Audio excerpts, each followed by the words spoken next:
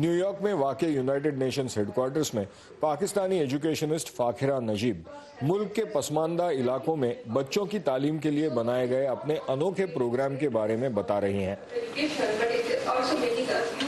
इनका broad class listen to learn नामी programme उन 10 इनोवेशंस में से एक है जिन्हें यूनाइटेड नेशंस ने एक मुकाबले में मुंतखब किया है। इस मुकाबले का मकसद यूनाइटेड नेशंस के सस्टेनेबल डेवलपमेंट गोल्स को पाने में कामयाब होने वाले प्रोग्राम्स को दुनिया के सामने लाना था। इस कंपटीशन में 300 से भी ज्यादा इनोवेटर्स ने हिस्सा लिया। हमने जो चैलेंज उठाया वो बेसिक एजुकेशन का है।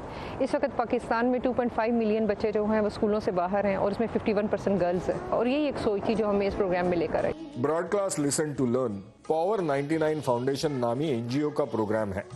इसमें किंडरगार्टन से लेकर क्लास 2 तक के बच्चों के लिए 45 मिनट के रेडियो शोज बनाए गए हैं। शोज में मेजबान अलग अलग किरदारों के रूप अपनाकर बच्चों को पजल्स, पेंटिंग या दूसरे खेलों के जरिए इंग्लिश सिखाते हैं। Student with the ball say a word with the h sound of letter H.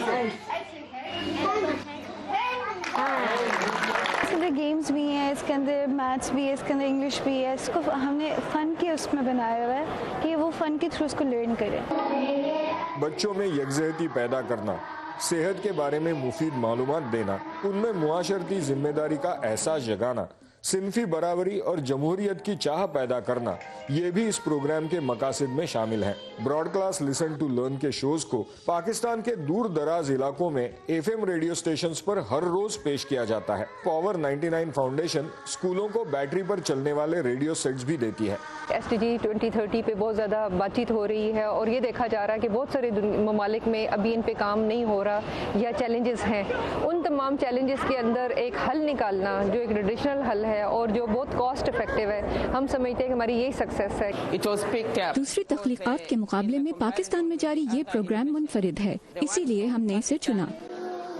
2012 में शुरू होने वाले इस प्रोग्राम से अब तक 2 लाख से ज्यादा बच्चे फायदा उठा चुके हैं। Anshuman Apte, voice of America, New York.